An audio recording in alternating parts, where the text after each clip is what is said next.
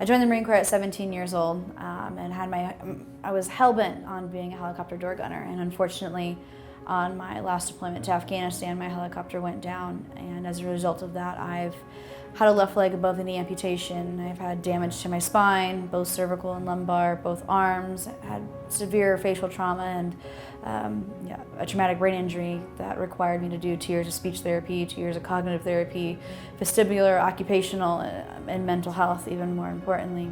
I have to tell you that I didn't know Sergeant Ennis' story until someone asked me to speak. And her story is one that I thank God I got to know, because it is something that has inspired me to be a better person. She harnessed herself in the door as a gunner, and being a soldier on the ground, needing help from the air. I can tell you there's nothing like the sound of a rotary wing aircraft coming to your help. There's no sound that can give you the comfort like that, especially when things are bad. And that was Sergeant Ennis.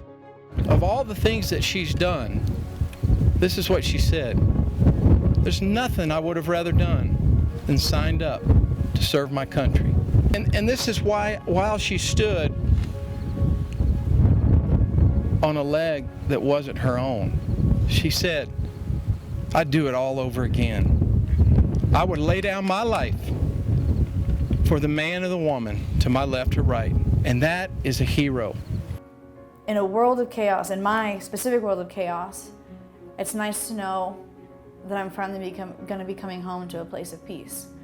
I'm going to be able to come into a place where now I have this vast community of people that I barely know at this point, that when I am having a bad day, when I am feeling weak, I can pull strength from them.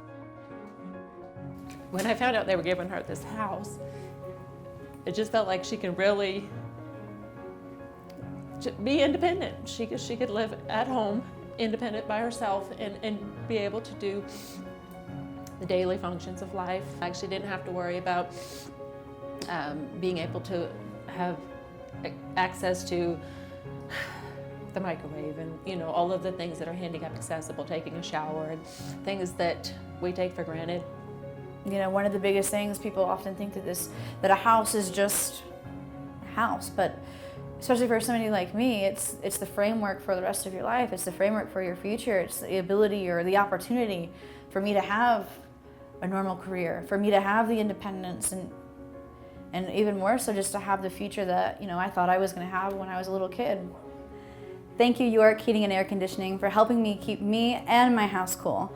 A lot of times people don't realize that missing your leg, you still have the same amount of blood in your body. So it's almost like having too much oil in your radiator with less surface area to dissipate heat. So typically I'm running 20 degrees warmer than everybody else. So your contribution is monumental in keeping me content and really helping me move forward with my athletic career and everything else that I choose to do. Thank you, Johnson Controls, for your generous donation of the York cooling system for our forever home. You're going to help keep me and my family very comfortable for years to come. Thank you, Johnson Controls and the Johnson Control family, for all you do for veterans. Thank you.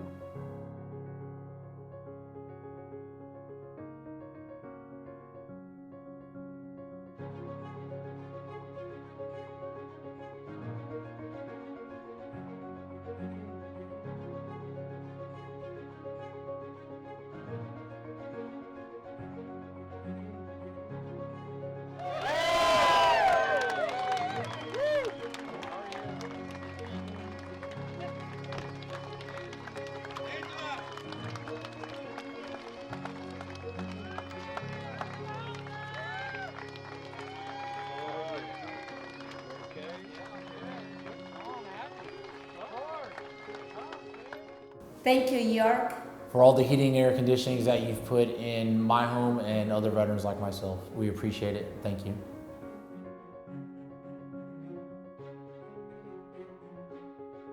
We have a surprise home announcement to a family who is so hopeful and so beautiful and so loving.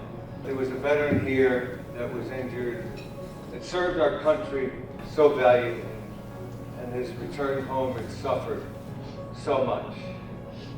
We're here right now to say thank you, where it's meaningful and memorable. So we're going to give this new family a home.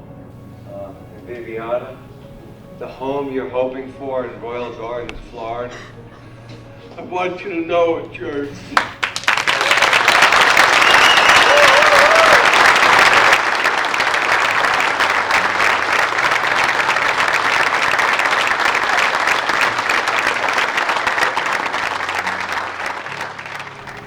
Being 31 years old, never smoking before, that was shocking.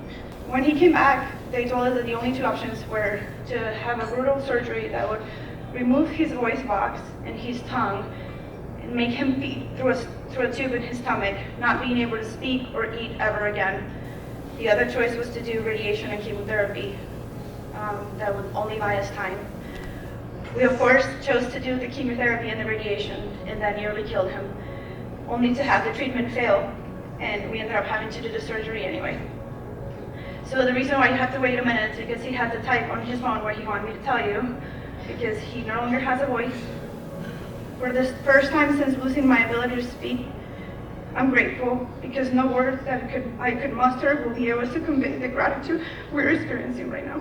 We love you all so much, and thank you from the bottom of our hearts. Thank you.